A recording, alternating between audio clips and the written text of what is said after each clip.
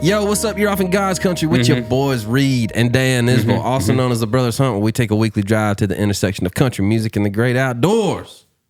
Got me fired up. Two things. They go together like, man, just good dudes and the Jenkins Bros. Or a brother with brown hair and one with brown hair. I thought it was slightly gray. They both have brown hair. No, it's kind of white gray hair. Who, Josh? Yeah. Brown, gray. Like that. That's what those things go together like as. Brought to you by MeatEater. And we're riffing. I ain't got nothing. Off the dome, baby. Off the dome, baby. Off the top. Raise back. Raise back. It's not really hard on Reed. Sponsoring the show now, baby. Tacola's sponsoring the show now, baby. Ray done dropped another track, and it's great that he's back.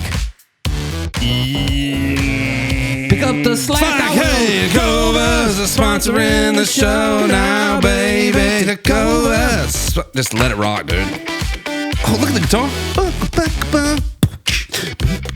There's some synth in there. Like some EDM. I can't. When a new one comes on, I freeze, I know, dude. me too. I should have had a line made up. I didn't know it was new. Say anything, and it shocked me.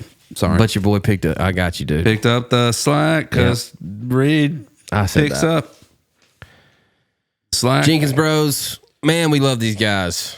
There's a few set of brothers in town that are a lot like us, cut from the same cloth, same values.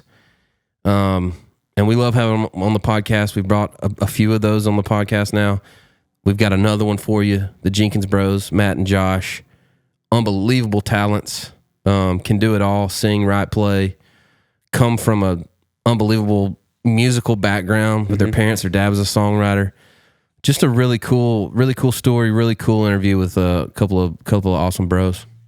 I hope you enjoyed this Reed intro because he just did the entire thing, including the song, and you did great, dude. Welcome to every day of the podcast. Did great. We really hope you enjoy this. But I do smell something in the kitchen. Coming your way, right at you, Dan. Coming right at you. Down the nose, right here. Coming right at you. Here it comes. Oh, I thought you said it. Perfect timing. It clicked off. Is it these duck hunters? These, quote, duck hunters, end quote. From Not really. Colton Shaw, 2000. Already strike one, Colt. 10. Colt. 10. For not being duck hunters, y'all talk about it a lot. Yeah, because maybe we got people that duck hunt on our show. Colt. He already gave him the boo on the first sentence. I'm so glad Ray's back. The best two-person podcast and consistently talks over their guests. Keep spreading the word of the Lord and always making us laugh. Came back and got you. Yeah, he got some nice stuff. Sorry, Colt. He put a little clap in there. Colton Shaw, thanks. Short, sweet, to the point. 5 stars, reviews. Please keep leaving them. You're getting us paid and keeping us on the air. Keep them going. Make them nice if you want to. We don't care. I love don't care y'all. anymore. Love the Jenkins Bros. Yep, you're going to love this. They're great. They're awesome. It's so great. See you, bye. Cease. Don't cease. Peace.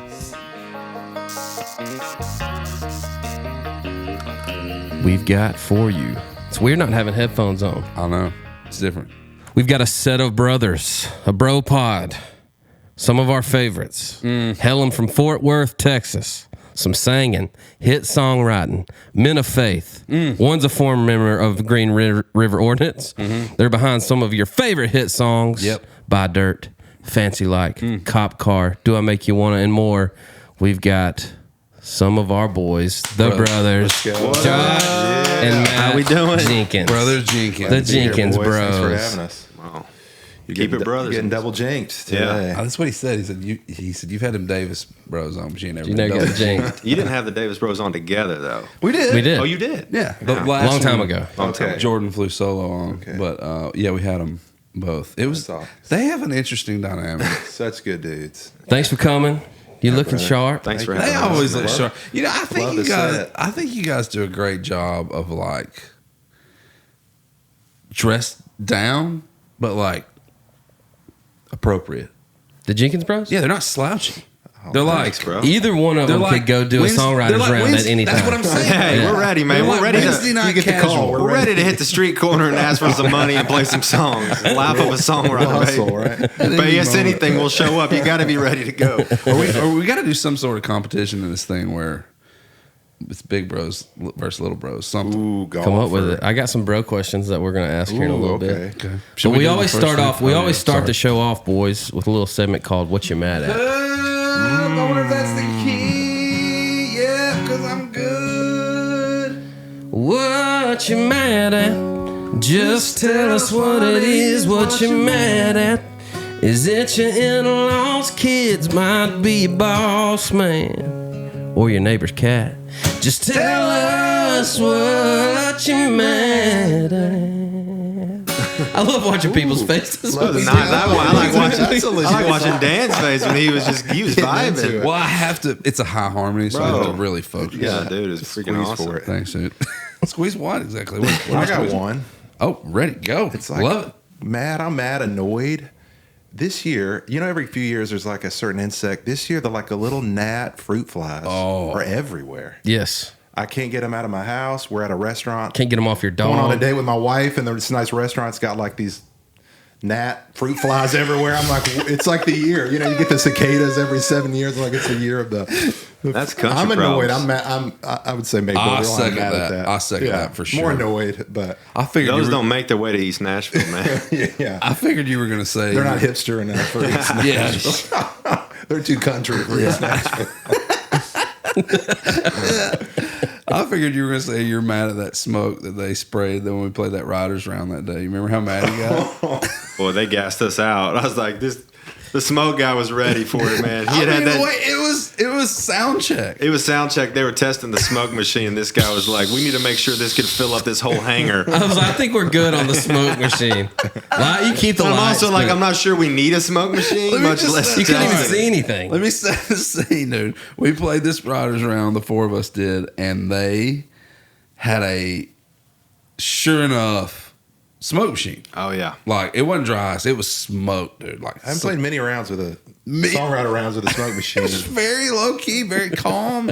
And then as we're checking, we just hear this, and this just starts permeating this airplane hangar we're in. But it was like behind Matt, and it was just spraying. It was just spraying you. Matt's ass. He just disappeared. Yeah, he was gone. He was like Dusty. Yeah, that's right. He was like, "Is this seriously a smoke machine?" He was like in a cop car. Yeah, no doubt. Y'all didn't know I requested the smoke machine. It's so funny. Oh, that's one of my favorite things that ever happened because you didn't get sick from it or anything. No, I would have been. Good. I wouldn't have talked That's about so it if we hadn't funny. made it out. No, that's a great story. Gnats, man, gnats. I hate gnats, dude. I hate gnats. Yeah. Have you found like the remedy? I mean, I know what we do. What do y'all? Do you do like the thing with the vinegar and poke the Dawn holes soap. in? In the Dawn, so it works. Brits, we got some little container with a vinegar. I'll tell you something else that I figured out. If you cut all the lights off in your house, wait, how tall are your ceilings? 12 foot. Can't reach it. So in our little house, we have 9-foot ceilings.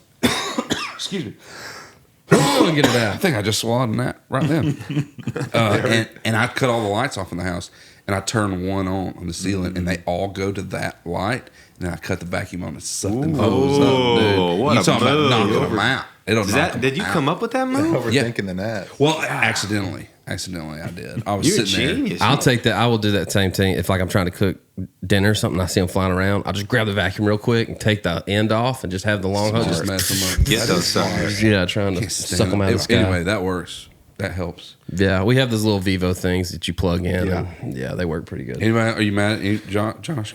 Not mad at gnats. We don't got gnats. But I mean, bro and I share a similar frustration. So it's fall, obviously. Football season's coming. It's not fall yet. Well, it's almost. It's fall to me. My kid's back in Fall's school. knocking. Okay. So that's how you determine fall. Yeah, I'm just like, kids are out of my house. Okay. It feels like fall's like right okay. here. Football's about to happen See, in a mine's couple deer of season. weeks. When deer season starts, it's fall. Obviously, like September 9th, first pro game. We're Cowboys fans. Yeah. And just like every year, we're getting like the vibe, the post-summer, early kind of fall ambition, anticipation, optimism for the Cowboy season. And they're just dragging out contract drama. Yeah. So our optimism is being met by a lot of like just are they going to sign Michael Parsons or not? I'm just Yeah, mad about because to they're ask. kind of ruining my Are vibe. they going to? Or, I mean, what? You got to do that. You got to get that done. And it's like he's going to hold out. So then we're just like getting ready to watch and like, you know, just all the things. So we're lamenting a little bit of the Jerry Jones drama. Yeah. It's kind of ruining our fall. What about Dak, man?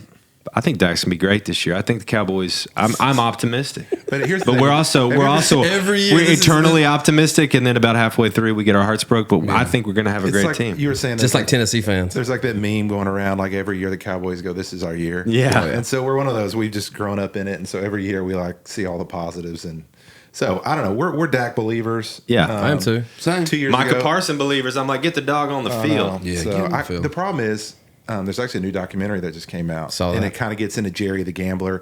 He's just such a showman. I just can't tell how much of this is like entertainment Theater. and show, and the Micah thing. I don't know. So we're a little frustrated, but anyway, we're hope. We're like Yeah. every year we're like we're gonna be pretty good this year. Well, mad at that. Check in with us next season. We'll see. Check in on us and send, End of send help. October, we'll see where we're standing. Exactly. But we're hopeful. Got anything? No, dude. I mean, Oh, yeah, you do. no, I don't. No. I can think of 4 things you're mad at right now. I mean, bro. I mean, I don't want to go into the HOA thing again. Okay. But You've done that already on here? I mean, I've been mad at the HOA a lot, but honestly, You should what? I mean, they don't listen to this. No, tell the story. well, Me too. I mean, so I live in a super country community, and the HOA members want it to be a gated community in the middle of Franklin, but it's not. We're a super country community, super country neighborhood, and I found out that my shed has to be the same color of my house, Now, look, let's just keep it and factual. they've been losing sleep over it, dog. Over the color of your shed. Oh yeah, Like they put what do they call you? What They put color something is on the your shed. shed? like It's been my house. outside. Go ahead. My house used to be half blue and brick, but we painted it all white. Looks Nice. great now. White brick's fire. So they never complained about my shed being so they never complained about my shed when my house was half blue and white. And my shed's just kind of like old, paint's falling off, it's a little blue. You didn't put it up. You moved in with the shed there. Yeah, absolutely. Yeah. And so now painted my house white, redid the landscape, and everything looks great. Shed still So it kind of pops compared to the house. Contrast. so contrast. So now, But it's dude, way back. It's tucked. It ain't like Yeah. shed. I think the big thing is like we're at the front of the property and they all see it when they go in. Every day they phone drive number. in, they're like that guy. Question. So the What board, power yeah. does an HOA have? What are they going to find you We've every talked day? about this a lot. They've so far they've threatened to fine me. They never did. Threatened to sue us. Never did. Sue? Take like legal action. Take it to the lawyer. Oh, my. And it just got to the point like where I had a few members texting me about like, hey man, I've done all we can with the board. They're coming after you for this Members? shit. Sorry, dude. I'm laughing about. And I was just like, I told my dad. He was like, my dad was like, dude, please let me paint the shed. Just please let me paint the shed. He was like, just to get it off your plate. And here's the thing, like, I ain't got no drama in my life ever. Like, we're really good about keeping drama outside and just chilling. That's the only drama we got in our life is the HOA. Yeah. And it's just, but at the same time, like, I'm not letting them get inside my head Yeah. at all. Steal Like, your- I don't even steal think your about peace, it. yeah. Everybody else is super pissed off. I'm just like, bro, what? I ain't you got want- time to deal with any of Do it. you want them to hear this? I mean, I don't think they will, but maybe a couple of the board members will hear it. Do you care that they hear? Absolutely not, dude. They know. They can't stand me. I tried to grow a flower patch in my backyard last year. I mean, I feel like you're a pretty. It's a country likable- neighborhood, dude. Okay. It's a super country neighborhood. I just picture like some old grandmas mean mugging you as they're like walking by. believe that That's what it is. No, That is what it is, Sometimes people got too much time on their hands. I know, man. bro. Yeah. And dude, You know I what they just say. want everybody to be happy. And if they're losing sleep over somebody else's shed, Exactly. I'm praying for you, dog. Idle Like, hands. I'm praying is the for devil's you. thing. You know. It's true. But you can see it. We'll be outside in our water slide What a with picture. our tent up and like the kids' 4-wheelers, everywhere, and you'll just see them slow down coming by our house, and they'll be looking like this. Oh man, little light play. I get there's some basic like, hey, don't have a like a trailer sitting in your front. I get there's some things, but like the Same. color of the shed, come on. Yeah. You're also in the country. It's just super in the silly. country. Sorry, bro. Needless to say, I'm on Nonsense. Zillow. I'm on Zillow all the time. There's an awesome lake in the back of my neighborhood that pretty much we're the only ones that fish. That's like holding me. It's got a hold on me. Yeah. 'Cause it's amazing. Guys. Anyway, I'm not mad at anything. Well, so for me, my nanny showed up to the house this morning and she was like, I got to show you this. It's crazy. And she pulls up a video and it's like from her high school that she's from California, but it's from her high school she grew up in. And it's this kid and the teacher's like talking to him, and like pulls him out of the crowd. They're having like some sort of assembly of some sort. And the kid's like, he's doing this, and he's got an oversized hoodie. I said, how hot is it there? She's like, oh, it's probably like 110. And he's got on this hoodie, How old's this kid? 15. Okay. He sheds the backpack and just decks the teacher, right? Just pops him. Teacher does not react, grabs him by the shirt and pulls him, and is pulling him to the exit. Well, just about the time he gets to the exit, you see this cop run up and wrap the 14-year-old dude up, and he starts fighting back, and you see him get outside the door, and through the glass pane, you see the cop just suplex this kid. I'm talking about wham, like takes him back, cuffs and stuff, and it's like, yeah, man, it feels awesome, right? And it took me back, and I think what I'm mad at is punk ass kids. Like that's what I'm actually mad at is PAKs, right? Punk ass kids. Packs. Let's call them packs. Lil L-I-L pack. Lil Packs, dude. Packs. I'm mad at them. I can't stand Lil Packs, dude. So it took me back to a story that I remembered, and I was like, maybe I shouldn't tell that on the podcast. And she was like, no, you got to tell that on the podcast. I think you possibly might already have a long time ago, but go again. I punched a child in the face. Are you serious? Yes, straight up. But you were kind of a child yourself. I mean, I was 16, 17. Yeah, you that's gotta still give us- considered it. Tell We're us the 16. story. Okay, Well, that's he different. was 10. How old are you? I mean, he's your age? No, the kid he was choking out was my age. Yeah, but how Give was us that? a little. Give us a little back. Just go ahead.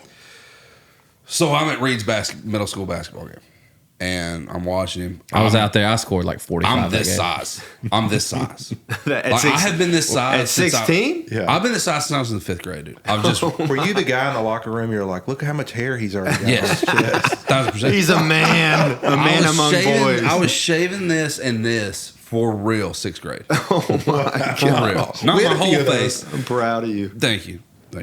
So I'm at Reed's game. I go to the restroom. I walk in, and it's one of those big, long concrete. You know what I mean? There's tons of urinals and stalls and all this stuff. And I hear like, and I was like, that sounded rather choky, And so I'm kind of like, man, is everything cool? And I'm looking, I don't see nothing. I go to the very back stall, and the door's like not open, but kind of like this, and I'll just kind of breeze the door back. And when I do, there's a special needs child being choked out by this other kid who's like probably 10. I mean, when I say choked out, I mean had his with the throat against the wall. Kid's face is like purple, eyes bulging I'd out. say this kid's live. Slobber is coming out. Like, I don't mean like foam. I mean like saliva, drool is coming out of this kid's mouth. And I just punched the kid in the face. I straight up just hit the guy that was holding him. Good for you. Flew him across the He was 10 years old, though. Wow, that's kind of a hero move, though. So I get the kid. I walk him out. His mom comes up. He's like, hey, I'll never forget the breath that kid took in. When the hand came off his neck, he went, it like, Wow. it was wild, dude. And I was like, my adrenaline was pumping. I just punched a child. I walk him out to the. That's a scenario where it's okay to punch a when kid. you put it like walk that, him it out. wasn't like You're last week saving at a the life. grocery Yeah, store. or I'll something. walk him What'd you out. say, kid? I'll punch him again. But I think about that kid, and he was a pack, dude. That was a pack. Yeah, rest in peace to both those guys. Yeah. What? I'm just kidding. Oh, And the pack parents, man. Pack that's parents. the other thing. That's the other thing. PAKPs, dude. Okay, the That's 14-year-old. That's a real fault. that- Nobody whooped that kid. He was going like, "What? You want to do something? You want to do something?" He took his After you- thing off. oh, and the then- class. No, not the 10-year-old. Oh, He yeah, was I out. was like, This oh. kid was out. Yeah. Oh, he was out. He hit the Well, ground. I mean, he broke his glasses. And Yeah, he had his whole- glasses. It flew off of His him. whole Yeah. thing. But he was a pack, dude. I think packs should get punched in the face, Yeah. dude. Like, I got. I'm with Matt though. Pack Peas should get punched in the face too. I'm sorry. That's probably more accurate. Pack should get suplexed by Cops at the school. Pack's parents should get punched in the face by us. Yeah, Be held accountable. I agree. I've seen some packs that have good parents. Really? I've seen parents yeah. try and wrangle a kid that just was A pack? yeah, For real? for real. I don't know that I've ever seen. There is nothing better than a pack parent Not as common. ripping though. a pack Kid. out of just Oh, yeah, yeah. showing. Was that like yeah. ripping him a new? We were laughing about how southern that statement was. Oh, ripping them a new one? Yeah. Yeah, absolutely. I love that statement. Dude, great story. Some Pack's And parents. you're still a kid yourself, so I can still that's a see great- him. I wish I could see that. Right? I can see this child writhing on the bathroom floor from being punched in the Good. face by Good me. for you. I There's can a still lot see my more. mind. There's an uptick in kids punching teachers, though. For real. Is there? Yeah. Yeah. That's really. My kids are so small. I guess I don't really even see that. Dude, and is it something that like has always happened and we're just now seeing it because everybody's filming everything? Or is it just this new wave of It's a good question. Lack of respect, too. Yeah, I completely agree. I completely respect. agree. Yeah. And respect for authority and consequences. Zero consequences. Like, Yeah, what are you gonna do? you Send me to punch a alternative? teacher, like, you might need to get expelled. Yeah. Yeah. Those kids don't want to go to school anyway. Yeah. Yeah. I don't know. Interesting. I never saw anybody buck up on a teacher. Never. No. Same. In my Oh, in that my would happen coming where up. we You came get from? whooped when you Oh, got my home, yeah. gosh. Did y'all get spankings at your schools? Did people get paddlings? No, we got spankings at home though. Yeah. Oh, yeah. Same. Who whipped y'all the most? Your mom or your dad? Oh, Dad. Our mom was. And I got whooped way more than him. Yeah, this dude was. This dude. Are you older? Really? You're older. I yeah. wouldn't have thought that. He's so mellow. I tell people, I said, this dude he would stir the pot, dude. Really? Oh, man. Give me a good old story of when he got whipped. For any, give me So many times. Just give me something he did. Well, here's the deal. Let's talk about this. This guy, just anything you told him to do, he would do the opposite. I asked my mom Just the out other of day- spite? I have a very strong-willed child, and you don't realize you have a strong-willed child. You're like, whoa, like you think the whole nature versus nurture thing, and then you have a kid and you go, hey, a lot of their personality, they just came at God made them this way. Yeah. Yeah. And I asked my mom, I'm telling her about my strong-willed child, and I was like, was I that? She's like, oh my gosh, I had to read a book called Parenting a Strong-Willed Child. So I was like, it was me, but I used to work this guy. Oh, bro, over. he would just come by and I was a late grower, and he would just whoop me up. Dude. Same. And I'd go for the weapons. I was a weapon kind of guy. Yeah. Like I would calculate. I wouldn't be able to. How much older is he? Yeah, than I you? was 2 years older, and I didn't grow till like junior year and a sophomore year in high school, Same. so I was small. And this dude was like, and he just had aggression that he didn't know how to handle. So I was, We have some stories. We don't have enough time, but Give me one. Oh, dude, give us the best one. one that comes to almost mind. hit him in that the we head with a tell. battery I threw at his head. He was in the bathroom, and this story, of all the stories, there's some that come to mind, but he was hanging in the bathroom or something, and I walked up behind him and I punched him in the back of the elbow. Done lit my arm on fire. Like frog. Yeah, you know when you Punch punch in about the to get funny punched. bone and you're Funny like, bone. I didn't know. So So- he starts screaming. funny. I bone, grab the man. nearest battery and he starts running down the hall to his bathroom and I throw it at him and I swear he closed the door and it hit. I'm like, wow, I almost knocked him in the But he head. was like, my arm's on fire. bro. And then he was like, oh, and I he threw turned a into the battery. Hulk, man. I was gonna kick But you. there's a lot of stories, but He mellowed out, but yeah, he anyway. worked mom and dad over, that's for sure. Dan's probably a big source of my temper back then. Like, yeah, I I don't would. feel like I really messed with you. I was so much bigger than him, dude. It was kind of like not that. Yeah, fair. I had. I was the You same know? way. I wasn't a weapons guy, but I was a sneak attack guy. Like he wouldn't Chokehold. like turn. Be like right on the side. And then you run. Oh, You're fast. oh, You're like, yeah, I'm gonna you beat you in a went sprint. Dude, I do think that's why you were fast. I think I have a lot of the. Yeah, I'm not giving you that credit, dog. Dude, I've always been fast, and it wasn't because I was running away from you. Oh my god, you're pretty quick at that. All right, I got some bro questions. Bring it. Okay, and I'm just gonna rapid fire, and y'all tell me. Okay, if your family had to vote one of you off an island, who would it be and why? Immediate family. Yeah, dude. Okay, was Like they your both mom and have dad families and of your their own? si- yeah. Okay, your mom and dad. He's kind of got a weaker immune system, so he might be quick to go. Yeah. It's pretty good these days. Can we turn the Back smoke machine off? I wish I'd brought a smoke machine. Man. that Bro, would have just been push good. play. And then, Just aim it and then right- you should have told the story with it blowing. Just aimed right at you. Who gets eaten first in a zombie apocalypse? Josh, for sure. I ain't got much on me, dude.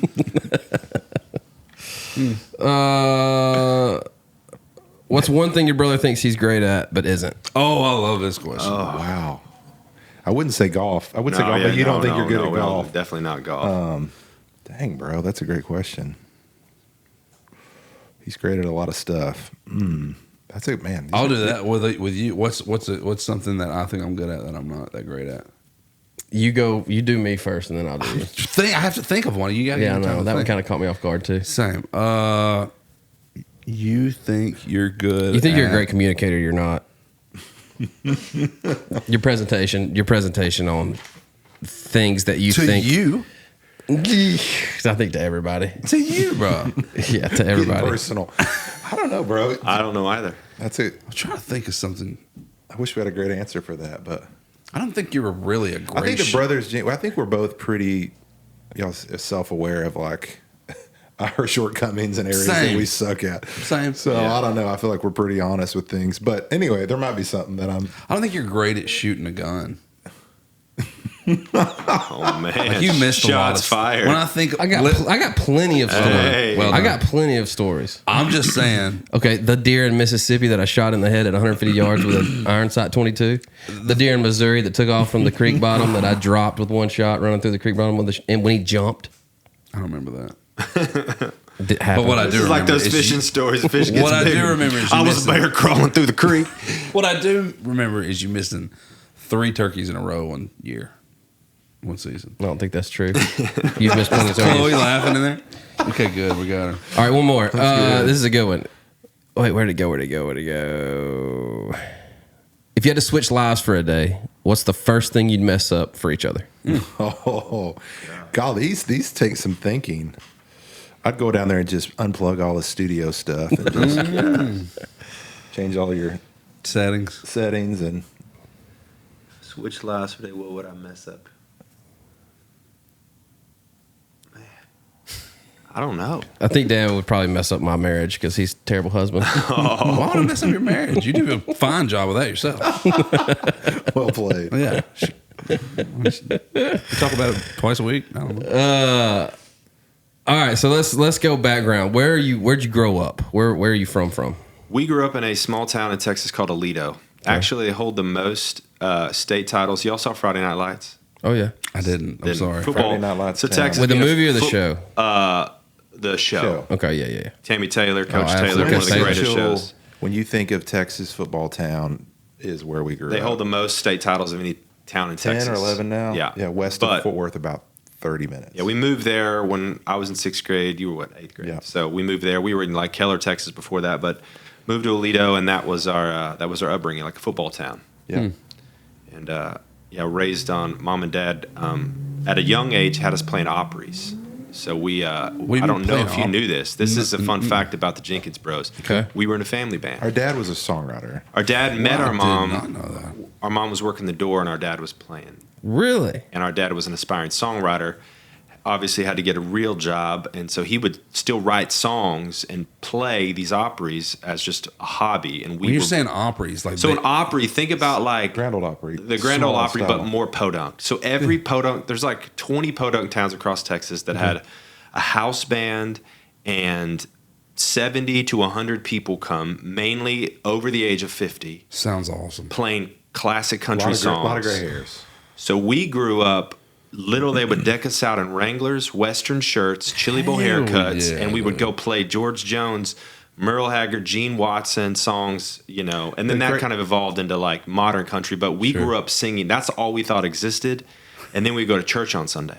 So we were singing songs about cheating, drinking, and dying as like Jesus. 10-year-olds. There's And video then of my Jesus. bro, and it's funny to see him now. He kind of went the rock route with Green River Ordnance, but early days of him wearing like the tightest Wranglers ever, Chili Bowl haircut, singing "Farewell Party" by Gene Watson about your dying. Dude, that was my grandma. She would come to the show and she'd be like, "That's my favorite song," and it was the song about people, saying goodbye at your funeral. Oof. And I was like, as a 10-year-old, I'm like, this is not cool. So man. we just when I had grew a Chili up- Bowl haircut. That was our Dude, y'all should do that recreate thing where you put the same outfits on and take a picture. oh of the my picture. That would be gosh, fun. dude. I should But do we that. have some hilarious video we'll have to show y'all sometime of us just on stage with us two.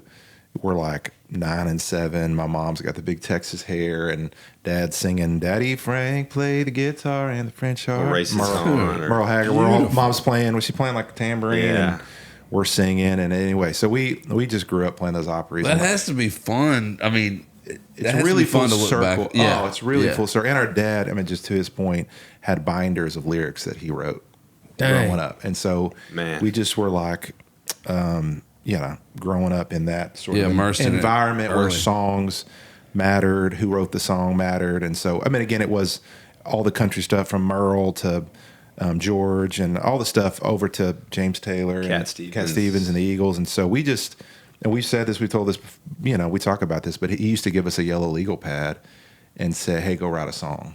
Wow. At 10, 11, 12. And so we just grew up writing songs. So even our story, as we talk about it, is like so full circle for our, the origins of our dad and being a songwriter. And now we both do it for a living. And it's a really cool thing to be able to do it together, but just how we grew up and for our mom and dad. It's really I don't cool. feel like that's a common theme that we've had on the show. We have a lot of people say that they grew up in church singing. Yeah. But rarely do we have somebody say that their dad was a writer and kind of walked them into the craft a little bit. Did he ever Did he ever want to pursue it as a career? Oh yeah, and he had some amazing songs, and he wanted to do it. And I think life got busy. Yeah, but two boys. I mean, it's hard to do anything. Crazy, working a full-time gig, but I remember he would sit there like on a Sunday, and he'd have the newspaper, and he would write hooks.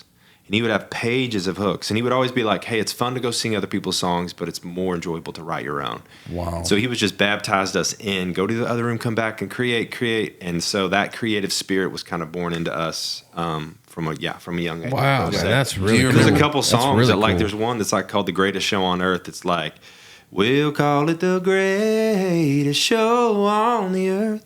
You're leaving me for him. I've had ringside tickets for years at the greatest show on the earth. Like these are songs that you would have heard in the 80s. It's very like traditional, like George Strait, early George Strait zone. And so he would just, we were like, yeah, stuff's rolling back around. We talked about, do you do and it? he'll send us a hook every now and again, Papa Jink. My dads are terrible. Oh, yeah, I don't. Well, Pops will like, hey, I got a hook for you. And I'm like, Pops, if you hit us with a good one, we'll put your name on it. That's right. I say the same thing. It's just my dads are never good. Yeah, and he'll hear Working this. for the weekend. I'm like, been done a few times. Done a few times. Randy, maybe. But when he's not Gas trying, station chicken. but when he's not trying to give you hook and he's just talking, that's when He speaks. Spills gold. Yeah, he speaks hooky. Moms are pretty good. Mom's got some good ones. Mom has some. She put some thought in ones. hers. Yeah, she's got some that I think I've actually used. They've never been cut, of course, but yeah, Mom's pretty good. Your mom musical? I think she's got a cool voice, but I don't know if she'd claim to be musical. But she would be like, our dad would be like, hey, let me teach you how to sing harmony or whatever. So she would get up there and sing. She probably like, if not for him, would not have. But she was singing at church and stuff. Yeah. But yeah. What was the journey? What was your journey from Texas to Nashville? Like the decision, was your dad like, man, go do it. Go do it. Dude, tell them about us coming here when you were like 12. So again, this is back to like God just, ordaining us to be in the family that you're in, probably y'all too. But it's like with a dad and mom, but dad that just would drive you all around Texas playing shows, just cultivating love for music. And like, it just was, he just was like such a driver and pusher. So it helped, us grow a lot. But we used to come to Nashville. I met Mike Doyle, used to be at ASCAP. And so I signed up with ASCAP. We made a trip to Nashville when I was 15 or 16 and just started making all these connections. And, he entered me in a Naris Grammy showcase when I was 19. Yep. Came to Nashville and just a few songs I'd written by myself. Wow. And turned them in. I'd made the finals for that. I came to town and my dad cold called Jody Williams. Oh, he cold called everybody, bro. We met Byron Gallimore, Buddy Cannon, flew down to Texas. Dude, Kevin Jenkins was a hustler. But he's a business He'd call salesman. up and go, you need to hear my son. And so Homeboy sang like Trace Atkins back then. We had a little cassette tape. Give me a little bit, man. Every light in the house is on. I used to be like, try to sound like Trace. That's what I'm saying. I told, you do the like, schooled you. But I just want to hear one lyric of you sounding like Tracy Lawrence. it's early. How I told you I'd leave the light on. Pretty nice. You'd like try to nice, buttery. You Pretty try nice. to give it Give that some more. That was not that's enough. Plenty. That's plenty. The world needs no Every more. light. Yeah, you did. You crushed it. But he would literally, Pops would cold call his people. So we were coming to town, and I was kind of veering away from country, going to do the rock stuff, and Bro was like getting meetings with everybody. And not to go too deep, but so ended up eventually getting a record deal on one of those trips. Jody Williams took me to play for Tim DuBois, Tony Brown, got a record deal. I'm like 19. I'm like, I'm going to be famous, And so I moved to Nashville, had a record deal, did a bunch of cool things, played the Grand Ole Opry and opened up for a bunch of great artists, but then lost a record deal. And eventually, you were coming some too, but not to jump ahead too much, but Green River, sort of towards the, Green River was winding down. It's like, hey, bro, come to Nashville, write songs. And so that's sort of how. That's how the collaborative. Yeah, when he was doing Nashville, I met these hippie kids in Texas. Which was still kind of country. It was like Southern. It was kind of all later country. Variation. Later, early on, it was more Matchbox 20. Okay. Yeah. And they were a blues rock band kind of trying to be CCR. And I was like, man, I'd heard like Matchbox 20 and Goo Goo Dolls and like Collective Soul and these bands. And I was like, I love country music, but my musical kind of opened. My musical world opened. And I joined the band in high school. And then we went to college for a year, dropped out of college. And then we traveled America in a 15-passenger van for a year and a half, and then signed to Capitol Records out of New York. So while he was doing the country thing here, I was doing the pop rock thing, and we just went to radio and tried to do all that stuff. But at that point in time, we had never written a song together, but we were doing a bunch of musical stuff. Man, that's wild. Do you feel like that you separated yourself from that just to kind of have a little distance between what you did and what Bro did, or are you kind of like that's just the path? I think musically, I just craved like a little more just a little broader. Angst. Yeah, I was like, I'm not the Trace Atkins. I love that stuff. It just wasn't my thing at that time. And we got to tour with Collective Soul and all these bands. Yeah, we did like 2 tours with them, and then Goo Goo Dolls and any Switchfoot. Jerks out there? Was everybody pretty nice? Dude, everybody's great. Really? But so I think I had an emo heart, like Southern, and so that kind of led itself into where Southern kind of pop rock, country, alt a little bit, and so. That was a journey there, and did that whole thing, and that's when I met my wife, and Bro was like, you should come to Nashville, and everything kind of aligned with me coming here. And I feel like Green River was kind of before its time. Like I feel like right now. Sometimes I do go, man, yeah. It could have worked. My band was the same way. I mean, we were a funk country band, and what was the name of your band? Soul Gravy. Okay. Yeah. I don't know if I've heard. Yeah, we did the same. Is there any stuff online? Yeah. Okay. Tons of stuff. It's very... our stories are very similar in the way that we loved Stevie Wonder and we loved Hank Jr. You know what I mean? So our shows and even our songs, and we were a cover band for a while, and then we started implementing some originals, and then before you know it, we would just do full 90-minute sets of all originals, and we were touring Southeast and doing that thing, and that's what kind of brought me to town. But it's the same thing. It's like.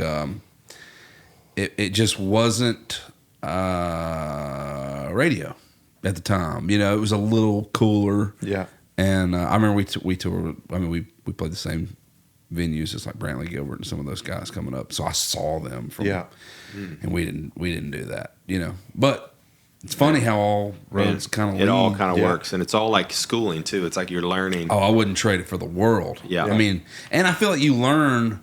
A very important thing as a songwriter is like, ultimately, you just need to be doing what those people in the audience want you to do. Yeah, yeah. And finding that language and how to communicate that, which I think I'm pretty good at. Better with those people. You know what I mean? Yeah, 100%. That's good. Soul Gravy. I have to check that out. But they were great. Did a bunch of. Oh yeah, they were big. They're almost like made it as big as you could get without being a giant radio band. Yeah, that's what I thought. I agree.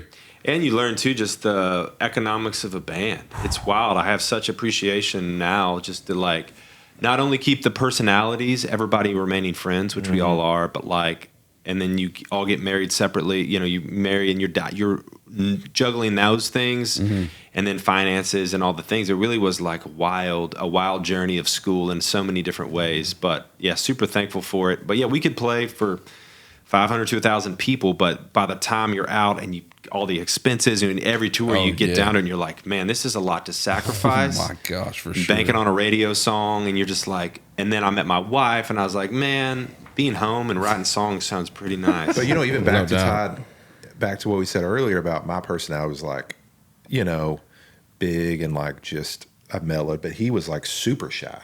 Oh, the shy. And so I when feel like Green, it's kind of switchy swap. Bro, here I was, lately. I was mellowed a like lot. painfully shy. well, Yeah. but it's cool. It's like, we play shows now, but it's like over the years when Green River Ordinance started, he would like, be very, turned around more and not. And then obviously just playing.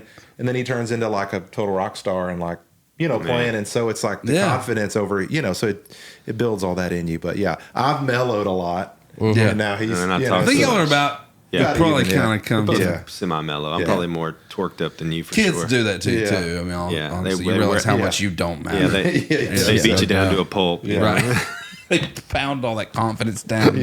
I'll do whatever you say. These eggs are too scrambled. They're too salty. There's too much pepper. The other day, my son, I made him eggs, and there was pepper on it, and he goes, Dad, Oh gosh. eggs are bad. it's like in Can't Hardly Wait. He's Which like, kid? the beer's gone bad. It was Charlie, and I was like, oh, dude, they were delicious, perfectly cooked. eggs. I thought I nailed it. I was like, dude, You eat the pepper. I'd give anything to come downstairs and just fresh eggs. Oh, and dude. fruit, Oh, and man. Perfectly cooked scrambled. cinnamon roll. I always think about my parents' eggs, man, and they're just way overcooked, sitting in the corner for 30 minutes. Now they can cook. I mean, they can cook everything. But when you're trying to get out the door and you're Oh, just, yeah. you're Yeah. trying You're to get something up, you're slinging. flying. And there was 4 of us, man. I mean, we were running crazy. Isn't it funny to think about? I think about my kids now, and I go, man, you don't think about it when you're a kid, but just not a worry in the world. Not a laundry. worry in the world. No, it's all taken care of. It It's just shows like, up. Now it's just being a parent. You're like, unbelievably amazing. You just are there and you're like, there's food. you don't There's know a how to- $5 bill. Yeah. laying Why there, not?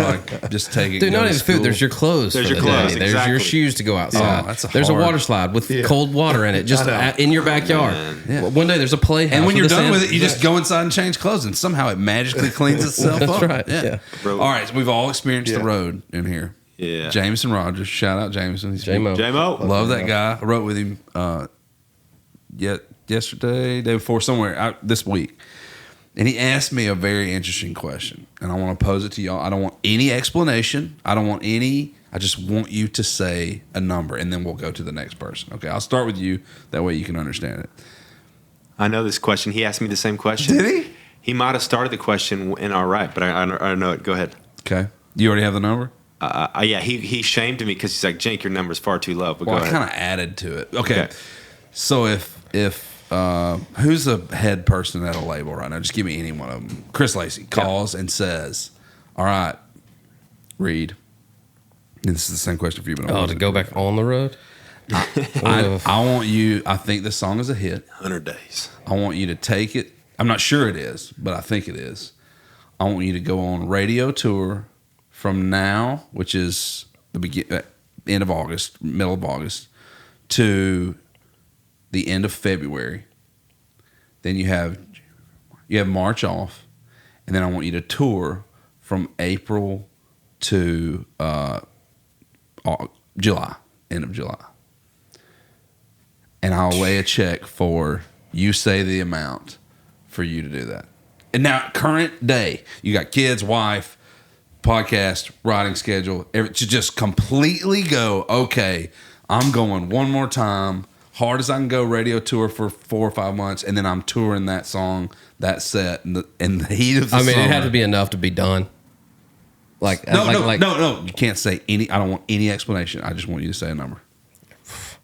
10 million. Okay. Wow. I feel like that's low. What do you think? No explanation. How many A number. days? Pretty much a year. Roughly a year. 5 million. I was going to say 5 million. I have a lot of context, but obviously you said just say. I'd be like, baby, I'll see you when I see you. 5 million. would Hold it get down. for We'll pay you. a nanny. Yeah. Dude, I don't know, man. Dude, 10 million, you can put it in a low risk stock, make Agreed. 4% Listen, a I mean, year. 10 million, no, you're I done. get it. You're done. I can be done. But Yeah. I kind of think I hate it that much. Well, here's Oh, the yeah. thing, and back to your point, I think the context of somebody who's listening that doesn't, when you've been on the road and you've done it and you're Sure. like, it's like, that's its own thing. But like, yeah, this, again, back to like being away from your family. And I just, Because I have toured with my family at home, and I have been in a double-decker bus eating a turkey sandwich at 2:30 in London. Question your life. but here's the question. If you were Question single, everything. See, you start putting parameters on it, and it changes. Totally changes. Yeah, Bro, if you're and the question If is you're like, single, that's it. and the that's question, the life. and the That's- question yeah, is you like, want to do how that. much Yeah. money do you have in your bank? right? And this is only a year. Now, what if you had to do it for 10 years? There are now, what if people you had to do doing for it 20 right years? now. Yeah. Oh yeah, dude. More than that. Yeah. And making way less than any. Than, 100. Yeah. And you got to love it. You got to be called to it. I don't feel called to it, but man, yeah, we have friends that sacrifice a lot to do when it. did you know you weren't called to it? Did you know early? I know. I think, I wrestled. That's part of my journey is like thinking like, hey, I'm supposed to be, I'm going to be George Strait. Like I got a record deal at 20, did all this stuff, wrote my songs, and like felt like every door my whole life opened to be an artist. Moved here and they got dropped. And then years of like trying to get a record deal, songs not working, going like, hey, I'm going to have to move back home. It's over. And God, just leaving enough like breadcrumbs to keep going. Was your faith as strong back then as it is now? Like, No. did you pick up on those things? But a cool story is like, and this is just the goodness of God. I know you'll probably feel it too. Is like years go by and just doors close. But I saw Him put people in my life, other songwriters and artists or whatever, and like, okay, you get a cut, you get a hold, you get just doors open to like where I am now. But it took probably late 20s. Just this wrestle of, because I think I struggled with like, hey, if I don't pursue the radio thing, I'm not an artist anymore. And I had to get to the point of like, no, I'm an artist. I just don't want to do that anymore. And it was just like freedom to go, okay, I don't know. I met my wife, she got pregnant with our firstborn, and somewhere in there I felt like I just lost the desire to, I think I had buddies that were doing it probably like y'all, and I'm like, I don't know if I want to do that thing. Some people are called to it. Sure. And a little God story here. I will never forget, but I wrestled for years like, God, why? I felt like I was called to this. And this is my own personal story, but I was on a boat and just cruising with my wife. And when you're driving, nobody's talking, you're just going fast enough. Yeah. And I was talking to the Lord, and He literally said, I was protecting you. Yeah. Yeah, absolutely, man. And I felt Him say that to me, and I go, and now it makes so much sense. My life is like been able to have songs on the radio. I get to hang with my bro. I get to be home 95% of the show. Yeah. Time. I play more shows than I know what to do with. I'm having to say no. There's so many songwriter shows. Right. And so I feel like God has just placed both of us, you boys too, but in a place that just so awesome and sweet for my personality. I go, God, thank you. Yeah. But in the moment I was angry, like pissed. I moved here while, Same. So I do think there's times where I'm like, you probably feel it like, man, it would be so cool to have songs on the radio and be playing Bridgestone. But not really. that wasn't I think that'd be cool, tour and stuff, but it does take a big sacrifice. So anyway, not to go on a tangent about that, great. but I think we're both grateful that being a songwriter is unreal. I feel like that kind of happened to all of us. It's a dream. That's right. And I mean, that's how it was for me, man. I never hit the road hard or anything, but it took like a couple of weeks of being gone for me. And I'd already fallen in love with trying to chase an idea and writing songs, but to see that, like, man, I don't want this life for myself. And I was single at the time, and I didn't have any kids, and I knew then that this life was not made for me, man. And God was just pulling me in this other direction. I just want to dive. I know we're already 45 minutes in, but I want to dive because we rarely get the chance. We got time. We can roll. We rarely get the chance to really pick apart songwriters, because there's so much stuff we usually have to get to as far as songs being released or albums coming out like that. When for the listener, these guys are lunch pail songwriters like we are. They're trying to get cuts on other artists, on artists that they know and they're friends with. And me and Josh about to do it here. Yep. Yeah. All right, In 40 minutes. Thanks for the invite. It's going to be a couple hammers. Jealous, Yeah. Jacob and Davidson Tranny. Tranny. Yeah. It's the proest of pro days. Jeez. I mean, I had a pretty good day myself, but I'm jealous. It's going to be a good day. Jealous of that day. Who you got today? You got anybody? Blake Pendergrass and Copperman. Some hitters, dude. Yeah, that's not a bad day either. No. I got DeStefano and Matt Rogers, who I love. Yeah, fantastic. He's a great writer. Let's do a song off at the end of the day. We should. See who wins. We'll have to wait a few months because we'll get the track. Yeah, that's right. Yeah. Seriously. Zing, dude. Well, What are the odds of us I'm having the only track? one to hear the demo, so you can have roast me all Copperman, you you'll have want. the Stefano. None of you fools know how to turn a knob. Oh, knob jockey over there. My favorite thing is Knobbed. making fun of track guys, but you're not a track guy. Oh my gosh. No, at all. Great songwriter. And look, what they do is tough too. We're all needed. He's a great songwriter who makes tracks. Yeah. So Yeah, very like slow. slow as some molasses. people, it's the other way He's around. a fast rider that's a slow track That's guy. true. No, I'm kidding. No, what I was trying to get to is a little bit of vulnerability here. Reed and I run into this a lot of just lack of inspiration. And look, man, we love our wives, we love our kids, we love our lives. We have tons of things to draw from.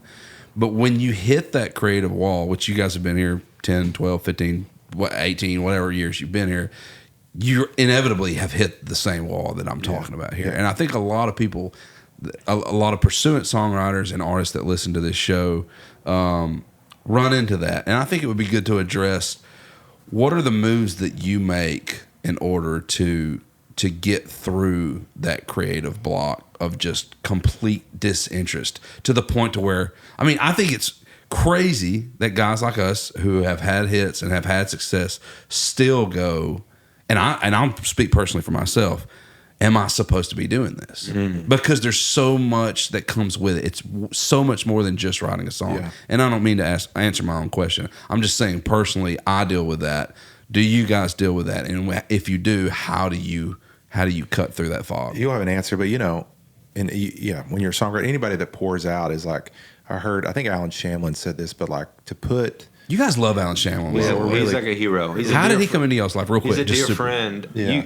I knew him from back. I met him through Robin Palmer, and I went to coffee with him forever ago. This is probably Seems just like a decade ago, human. and he just kind of poured in a little bit. And then over the years, he's just been a beacon of wisdom, and become closer. Y'all do coffee and breakfast. Sorry, you were So important to have those in this industry. Yeah, man. somebody, and you go. Absolutely. I think you see somebody that you go, hey man, I want to do it like he. Yeah. Bethard is that for us. Yeah, Yeah, Bethard or yeah, Ben Hayslip or absolutely. these guys. Yeah. You go, man, they've done it the right way. And I mean, honestly, Yeah. there's a few of them. now Yeah, you say there's that. a bunch. Yeah, there's a bunch of them. So, Didn't mean to interrupt you. No, Just no, but wanted he to- said something, and it's like when you pour out, he's like, "Hey, putting paint on the page, it costs you something." And you just don't realize, like, until you pour out. If you're trying to write songs that matter, if you're trying to it costs you something. It does. Sacrificial. You are pouring out, and so it's like it is a thing of like. Yeah, it is a weird. Nashville's a weird town in the sense of like we're, maybe expected to write 100, 150 songs a year, and so there's a lot of pouring out. You know what I'm saying? Sure. And so it's an interesting Without return. and so it's like doing. Well, bro, I have some thoughts to your point of like, how do you do this? How do you do it healthy? What's a good? Everybody's rhythm's different. Yeah, and you got to make sure you're filling up. But it is like it took me a while to go. Hey, man, if you want to do this right, there is a pouring out. How do you stay refreshed? And it's probably normal for anybody that's creative to have little windows where you go like, I'm not any good, or like I ain't got nothing. I don't know. So it is. I ain't got nothing has been my motto recently. And a lot of days you show up, you ain't got nothing. You stumble on it. Somebody says something Sure. or so I've gotten better where it's just going, hey, if I ain't got nothing, it's all good. God will show up in the room. Anyway, were you saying just how do you? No, what do you yeah. do when you're in? How do you feel the well, man? How do you feel the well? Yeah. I mean, I got thoughts, but reading. I mean, I would say I go in seasons where I feel like that's really I read more than others, but I feel like that seems like a But you're in Kid Hurricane too. Kid Hurricane. There's not much time to draw. I mean, when are you reading it? 3:30 a.m. and it is like we're both think- believers as well, so there's a spiritual element of Prayerful, like being prayerful that God will provide Yeah. ideas. Yeah. And also, too, it's like giving yourself one thing that I don't think we are good at in this town. We being songwriters. Just the community builds a lot of emphasis on a song a day. Yeah. It's very much quantity. And I do think when you look at some of our heroes and the songs we look up to and you hear the story behind the time it took to write them, I think if anything, being tuned in and trying to be prayerful also comes with a little, like how I always pursue like peaceful productivity. How do you go about writing songs in a way to begin, like if we don't get it by 4, it doesn't mean that we didn't do good work. We did great work, but maybe this idea takes 3, 4, 5 times getting together and kind of trying to approach what we do in less of a frantic song a day, song a day, song a day, and then everything's kind of moving and it's impossible to get back on the calendar, and trying to go like, how do we slow ourselves down to know that God's got us? We carry peace into the room, and that the old school way is like, we may not get an idea till 4 p.m., but you know what? Like, we'll get it. Now we have something to write the next time we're together. So kind of like when we got together the other day and finished the song we started, it's just kind of carrying in, helps me burn out less. And also, I think margin to not write every day and listen to music and go. For me, it's like, if I feel disconnected, but I go listen to like, the Cowboy and Me, I feel like it quickens my spirit to go, this is excellent. And I feel the hairs on my arms stand up, and it kind of unlocks something in my heart to like fill the tank when I go like, what are my anchor songs that like align me back to the why. That's very well said. Does Texas do it for you? Like going back home and getting in the red dirt. And just talking to people and going around. That's the thing. I think one thing about songwriting too is like remembering why we're doing it. I think if it becomes just about a radio song, I feel a little soulless in that. I feel like it's hard for me as the writer I am to be like, go write a hit. Mm-hmm. But if you tell me go write a song for a person in a scenario that like the perspective of people hear these songs and bring them into their lives. They sing to them. They ride to the school with their kids. They do first dances with them. And you go, if that to me on a soul level puts wind in my sail to go, I want to write a song. But if it's just about go chase a catchy tune that's a hit, I think over periods of time, I just don't have the gusto to do that. I care. As Alan Shamlin says, I'm already bored with that. Mm-hmm. But if you're talking about pouring your heart and soul into something, like Bro Jenkins said, that costs you something, you're really talking about writing something that carries the presence of the Lord or carries purpose. I think that one, that does cost you. And two, those are things that take time and patience and waiting. But also they are the return on investment isn't a number one. It's like, I believe in what I'm saying. And you can't write those every day, but I feel like we've been fortunate enough to like, we do that with each other. Like, hey, let's write a song. Like, let's be the song on the record that says something. Maybe we miss out on some singles, but like, we got to pour our belief into this music because this music is for people, not just. We're giving Alan like the most love today, but he said this a few years ago, and I'm like, this should people. But he goes, Matt, you can fish off the bank and catch bluegill. Catch perch all day, yeah. But he goes out in the deep. That's where the marlin are. I'm fishing for marlin. And it is a thought of going, what kind of writer do you want to be? And some days you write.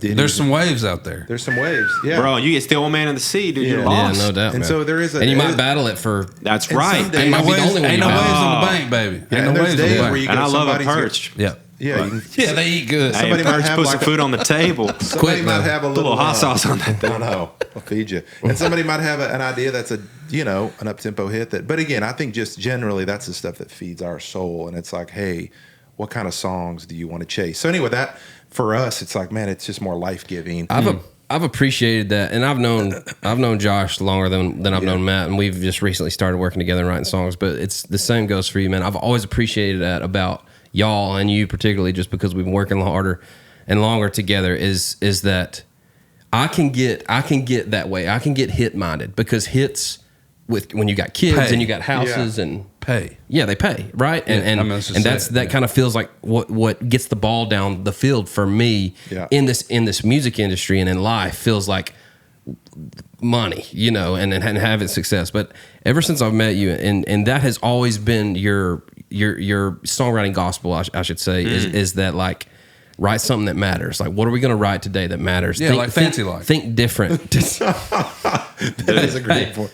You got to have them both, right? I'm just taking a shot. Dads and daughters dance all over. That brought the people together, That's exactly dog. Right. That brought the Oreo shake and barbershop. That blessed a lot of people's gut, dude. I had to do it, dude.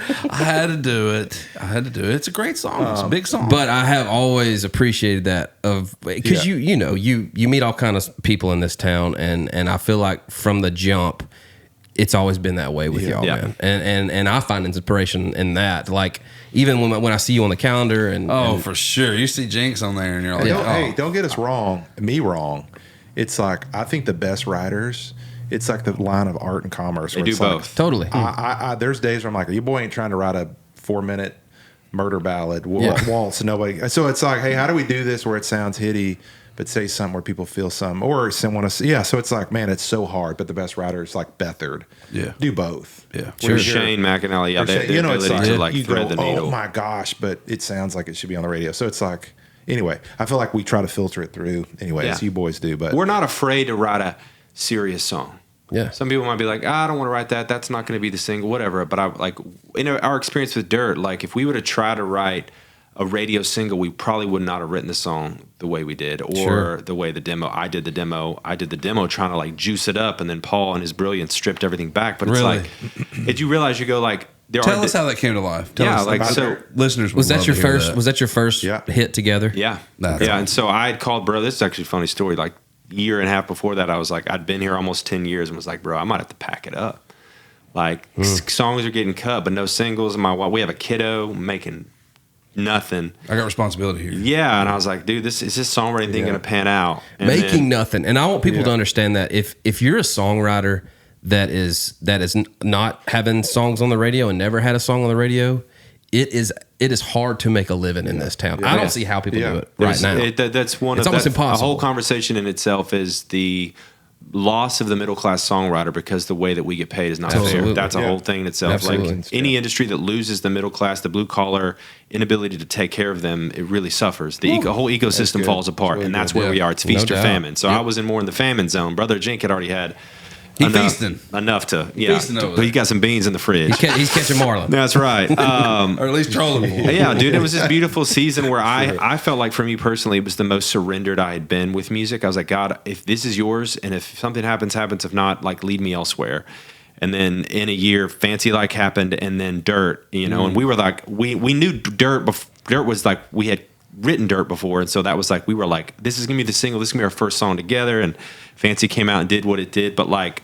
Bro Jink, the way we normally do it is we just vamp on ideas. And so we call it woodshedding. And so we know we've obviously loved the Davis Bros, written with them a ton, but like we will just woodshed on ideas. We've done it with Jacob and Jordan just all over the thing. And we were going out to this cabin, and Bro had the idea about Dirt, and he was like, I think this could be cool. Well, I just had the phrase, I heard somebody say, buy Dirt, they ain't making any more of it, which ended up being the bridge. Mm-hmm. Yeah. But, Jordan was like, hey, man, I want to write a song.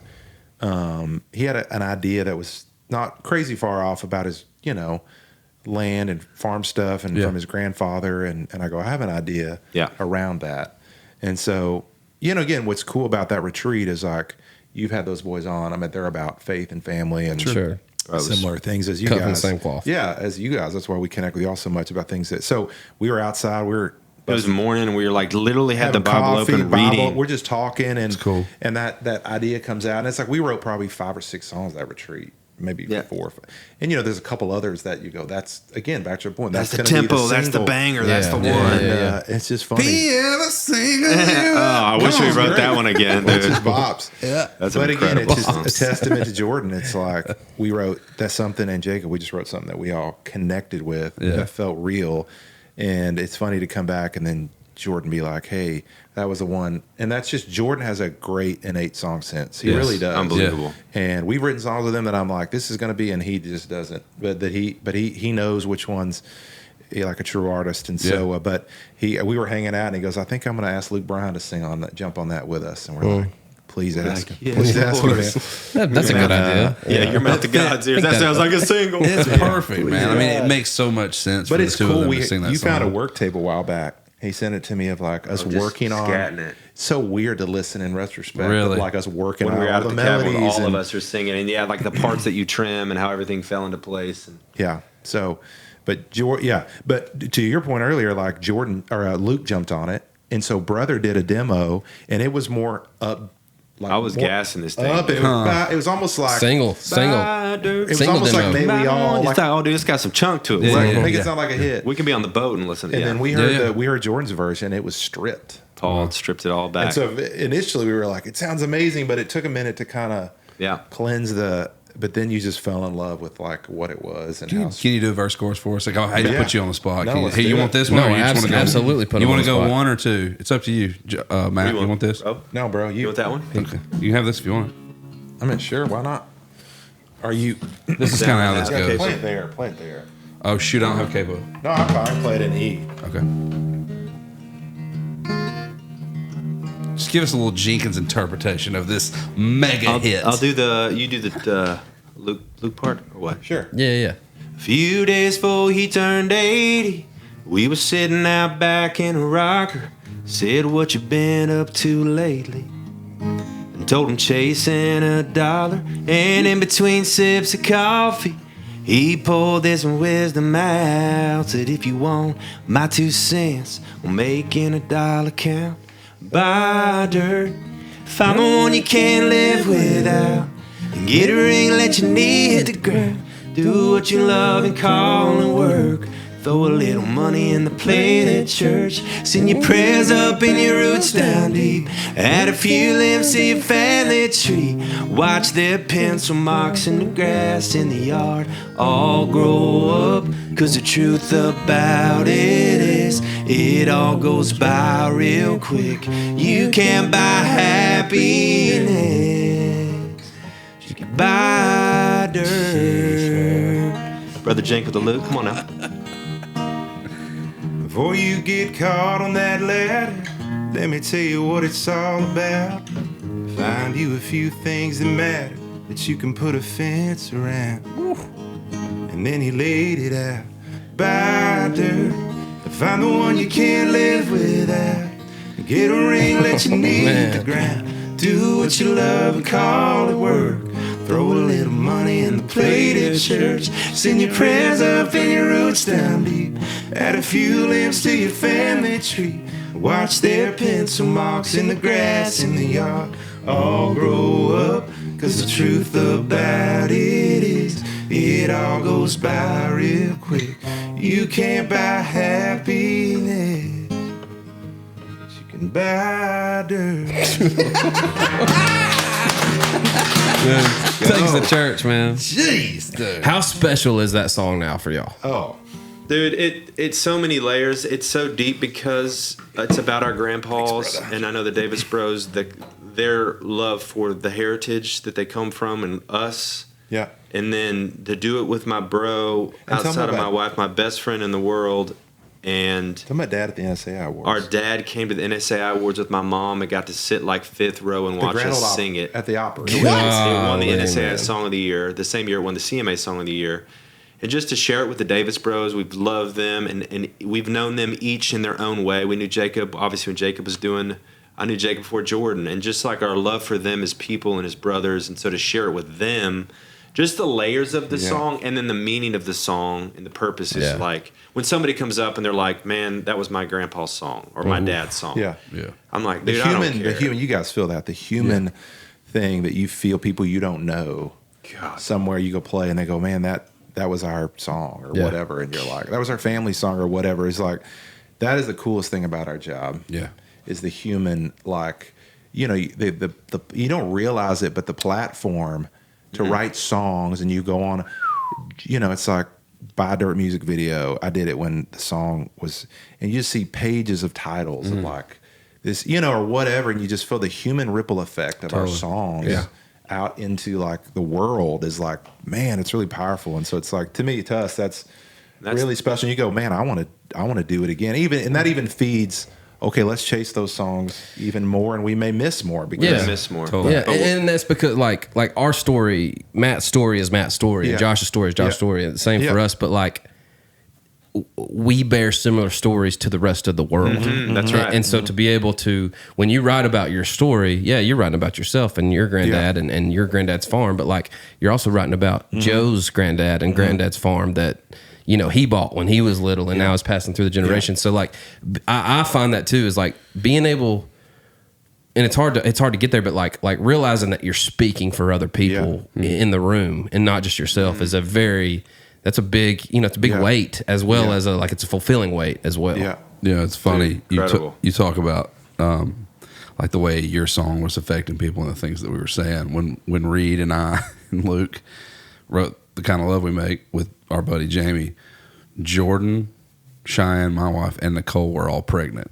Oh wow, that's some And it's kind of a good timing. love making tune, you know. What I mean? Like, we have the picture of them all. Like, You ain't bad at it. You ain't bad at so it. like the comments on ours was, "Oh, I love this song. We've got a kid on the way." You know what I mean? Like, helping funny. people make babies. That's right, Help man. pay the bills. That's man. right. But it's like special, two completely different songs, but like winning the World Series with your boy, bro, you know, it's- like getting to Everest with your dude. Yeah. You know, You know, like and I don't that's know- a crazy, bro. and that's something that like, you know, back when you're little, you never imagined that. Yeah, you imagine doing things with your brother and your whole life, and you know, hoping to stay connected. But like being like, I just think about your dad sitting there watching. I mean, like he he's had to watching be- his boys Yeah. fulfill one of his dreams, probably, Yeah. as well as beyond any dream that he probably ever had for y'all. Yeah. You know, I mean, that's Yeah. God, how special is Yeah, that? mama do Yeah, that. and I'll tip my hat to the craft a little bit. That I don't know that there's anything else that you can do, like, and put into the world. Okay, for example, if I go win, if I play for the Giants and we win a championship. Well, the next year there's another championship, and the next thing. I mean, this is a thing that y'all got to share, that we got to share, that we created together, and is kind of eternal. Like that song can be played as long as someone is listening to it. You know, it's a cool. Sorry to interrupt you. That's fine. And you started talking. I literally thought this. I heard this a year ago, and I go, "Wow, do you know sound waves never end? They ripple out." It's true. And so, music, these songs, what you're saying, they are eternal. They ripple out into. You're talking about literally what you create, and it's like that. It's like the God stuff where it changes under a microscope when you. It's like a beautiful sound, and so it's like These are like, I don't know. To your point, it's like, man, not are they eternal, but they are literally going on.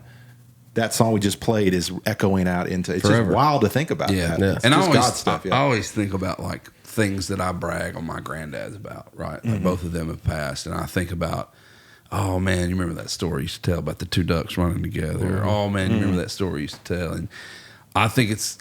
I think like this a lot, and it's kind of a blessing and a curse at the same time. But I think about like Griffin's kids, or Liza's kids, or Boone's kids, or Oak's kids, going, man, you know what's really cool is them two jokers got together and had a hit back in the day, and they got to watch it go together. That is. Can you imagine your grandkids? We're gonna be rocking on it. That's pretty. It's pretty neat, man. All that to say, it's an incredible accomplishment. Y'all are incredible writers. Beautiful songs. Beautiful songs. Yeah. Spoke to me like crazy. I know it did the rest of the entire world. And y'all have tons of those. But man, the town loves you. The town loves you. The business loves you. Yeah, you make it better. Writers, y'all love make you. it better for sure. We love you, and we just appreciate your honesty and your dedication to writing the song that the room and that God has given you that day, instead of just chasing. Because it's easy to chase, you know. Thanks, brother. So thanks for doing that. Keep doing that, all right? And also thanks for coming on. We're not necessarily Absolutely. done, but Absolutely. we've got to wrap it up. It's 1:09. These guys got big rights. I know. You know? I know. Can you do a gravorite? You got like a cover that y'all pull love something. together? This was something, dude. You have a.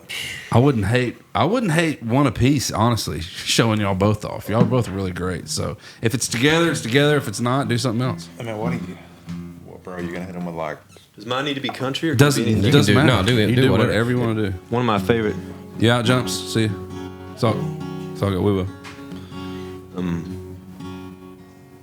Trying to think that I got a couple here. We can also. Strands in your eyes. Oh man. Don't make me do it. Color them wonderful. This was the first song that led me out of country. Strands in your eyes. Edwin. Color them wonderful. Stop me and steal my breath. Emeralds like mountains. Emeralds in There mountains. you go. Thrust towards the sky, never revealing their depth. Get it. They say we belong together. Dug it up to the trappings of love. I'll be captivated. I hang on your lips and to the sky. Here's the chorus. I'll be your crying shoulder. I'll be love suicide. I'll be better when I'm older. I'll be the greatest fan of your life. Edwin, I know that's You know you're gonna get a lead. that was one of the first ones I was like, Blast dude, I want to from write past, songs like dude. this. So. Shoot. When was that? 05? That was like 15, dude. Oh, was it? I feel like I was 15. Oh, and, you were 15. And What year did that come out? Yeah, that was 2000. 2000 maybe. yeah, early? Yeah, 2000s route. And I was Man. just like emo hard, like, Bro, and then I That was song also, moved. That song moved I was a lot also of into people. like, you know, all the Do it. Yeah, do it. The Matchbox. Oh, don't. She says it's cold outside. Yeah. She said it's cold outside and she hands me my raincoat. She always worried about things like that. Those kind of songs. Yeah, dude. I got so many phone numbers and kissed girls at youth camp on Edwin McCain. I mean, that was no no doubt. doubt. That was the front Bro, you break out porch. Edwin on the beach, it's over, That led to a dude. lot of love. Yeah, that man. may make some babies too. I mean, I wasn't doing that at 14, but I was definitely doing some other people were. You were punching kids. What you got? You got some over Punching packs. punching. Punching packs. Man, Yeah. can't stand packs. Shoot. What do you think? Like a little George, a little James Taylor? We could go. I was just thinking. Well, excuse me, but I think you've got my check.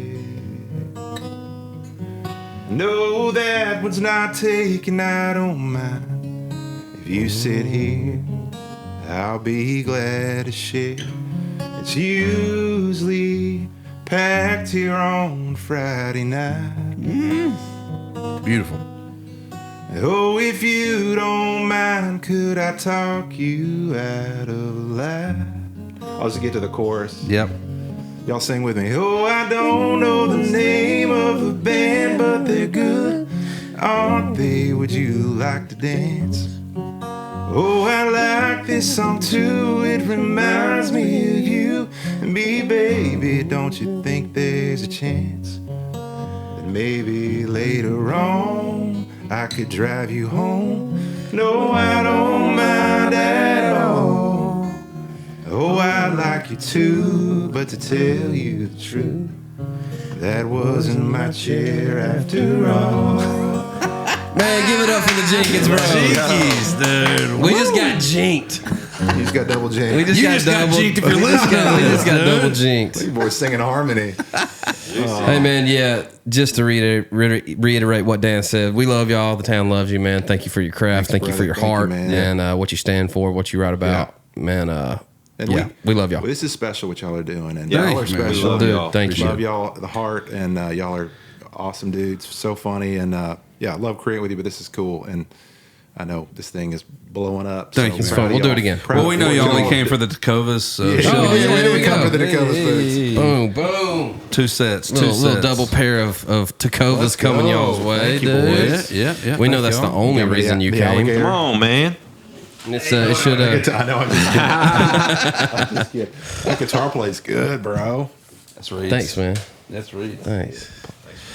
You're welcome. Thanks we for love hanging y'all. out, dude. Yeah. You're Thanks, awesome. boys. Yeah, Appreciate thanks it. for hanging out in God's time. country. Y'all go check out the Jenkins Bros. Their songs, you Yes. probably already love them. Tons of hits. Yep. We'll check y'all next time. See you. Thanks. Peace.